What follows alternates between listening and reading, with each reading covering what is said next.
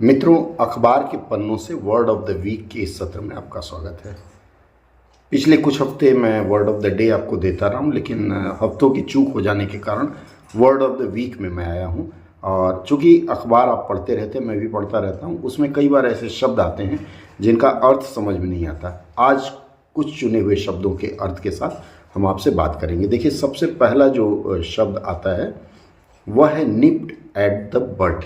यह child trafficking अर्थात जो बच्चों को बेचते हैं, खरीदते हैं, उसके ऊपर एक आलेख था, उसमें यह शब्द आया था निप्ड एट द बड।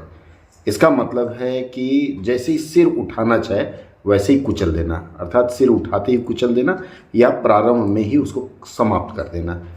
यह शब्द पहली बार 1600 के दशक की शुरुआत में एक नाटक में प्रयोग किया गया था और यह माना जाता है कि बसंत ऋतु का जैसे ही आगमन होता है और उस ऋतु में यदि ठंड पड़ने लगती है तो उस समय जो भी फूल होते हैं, फूलों की कलियां होती हैं, इस ठंड के कारण कलियां ख़त्म हो जाती है। यह ठंड उन कलियों को मार देता है, तो यहाँ निप्ड एट द बड का प्रयोग होता है।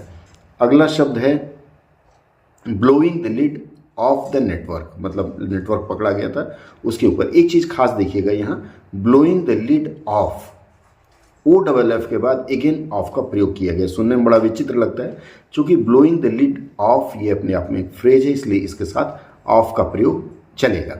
अब ब्लोइंग द लिड ऑफ जो शब्द है, इसका अर्थ है to reveal the truth about something, मतलब भेद खोल देना या किसी चीज़ की हकीकत बता देना। अगला शब्द है पाल्ट्री सम। पूरी कहानी अगर आप जोड़ेंगे तो ये है कि 20-25 रुपये में, 100 रुपये में बच्चे बेच देते हैं, उसी से यह आया है। पाल्ट्री सम का मतलब होता है मामूली राशि, 1000-2000 नहीं, 100-200, 1-2 रुपया, इस तरह से पाल्ट्री सम का प्रयोग होता है। यह अगला शब्द है अल्ट्रा वायर्स ऑफ कॉन्स्टिट्यूशन। ये आया था कि माननीय सर्वोच्च न्यायालय में एक मामला गया था जिसमें यह कहा गया था कि नेता को हम चुन के भेज रहे हैं, मान लीजिए X पार्टी के लिए, और वह बाद में जाकर Y पार्टी में मिल जाता है, तो उसके इस मिलने वाले प्रक्रिया को निरस्त किया जाए या कहा जाए कि वह अवैध है।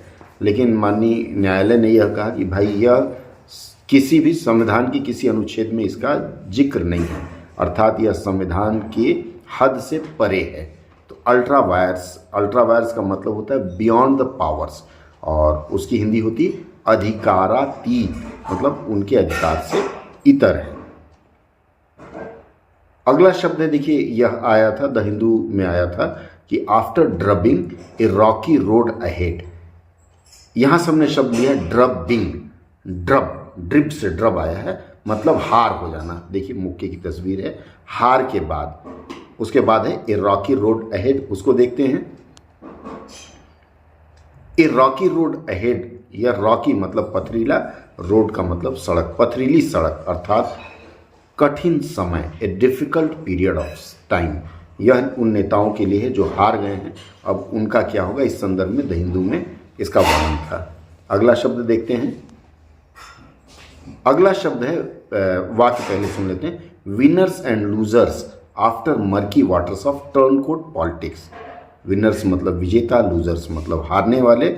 आफ्टर, ये मर्की वाटर जो है, मर्की वाटर प्लूरल नाउन है। इसका मतलब है जैसे धुंधला पानी होता है ना, वही है। कंफ्यूजिंग डिटेल मतलब अस्पष्ट स्थिति, इसे मर्की वाटर कहा जाता है। और टर्न कोट पॉलिटिक्स मतलब कोट बदल लेना, इसका मतलब है दल बदल, या फिर अंग्रेजी में कहा जाए तो one who switches to an opposing side और पार्टी। और इसे ट्रेटर का भी नाम दिया गया, चित्र से आप देख सकते हैं। आज की चर्चा में बस इतना ही। अगली चर्चा में फिर कुछ नए शब्दों के साथ जुड़ेंगे, तब तक जुड़े रहिए हमारे साथ।